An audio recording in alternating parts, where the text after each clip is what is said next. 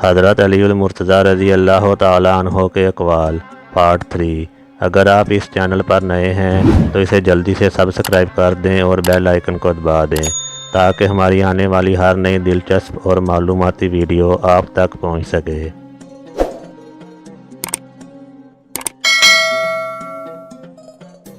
کوئی دولت عقل سے زیادہ منافع بخش نہیں، اور کوئی تنہائی خود پسندی سے بڑھ کر دہشتناک نہیں، اور تدبیر جیسی کوئی عقل نہیں، اور پرہیزگاری جیسی کوئی شرافت نہیں، حسن خلق جیسا کوئی ہمنشین نہیں، اور ادب جیسی کوئی میراث نہیں۔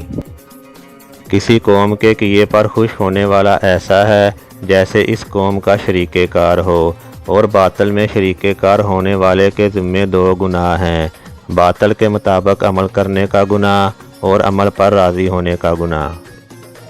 جس نے اپنی رائے کو ترجیح دی وہ ہلاک ہو گیا، اور جس نے دوسروں سے مشورہ کیا وہ ان کی عقلوں میں شریک ہو گیا۔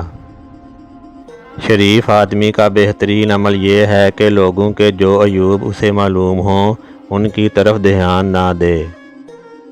جب زمانہ اور اہل زمانہ پر امن کی فرما روائی ہو، اور کوئی کسی ایسے شخص سے بدگمانی رکھے جس کا رسوا کن عمل منظر عام پر نہ آیا ہو، تو یقین کر لو کہ اس نے ظلم کیا۔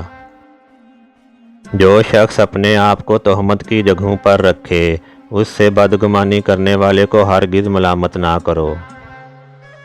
دنیا کی مثال سانپ کی سی ہے، جسے چھوئیں تو نرم لگتا ہے مگر اس کے اندر زہر قاتل ہوتا ہے۔ غریب خوردہ جاہل اس کا گرویدہ ہو جاتا ہے، لیکن ہوش مند عاقل اس سے بچ کر رہتا ہے۔ لالچی آدمی ذلت کی زنجیروں میں جکڑا رہتا ہے۔ جو بھی برسر اقتدار آتا ہے وہ اپنے آپ کو دوسروں پر ترجیح دیتا ہے۔ لوگ اس بات کی مخالفت کرتے ہیں کہ جس سے وہ لا علم ہوتے ہیں۔ جس پر حیا نے اپنا لباس پہنا دیا اس کے عیب لوگوں کے سامنے نہیں آتے۔ عقلیں زیادہ تر خواہشات کی بجلیوں کی چھاؤں میں قتل ہوتی ہیں۔ یہ دونوں عمل ایک دوسرے سے کتنے دور ہیں۔ ایک وہ عمل جس کی لذت آ کر چلی جائے مگر اس کا وبال باقی رہ جائے، دوسرا وہ عمل جس کی شفقت یاد بھی نہ رہے مگر اس کا اجر باقی رہے۔ جو شخص آراء کا ہر رخ سے سامنا کرتا ہے وہ خطا کے مقامات کو پہچان لیتا ہے۔ ایک دوسرے سے دوستی رکھنا آدھی عقل ہے۔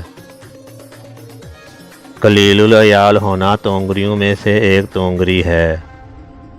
غم آدھا بڑھاپا ہے۔ جو اعتدال سے خرچ کرتا ہے تنگ دست نہیں ہوتا۔ ہر آنے والا پیچھے ہٹتا ہے، اور جو ہٹ گیا گویا کبھی تھا ہی نہیں۔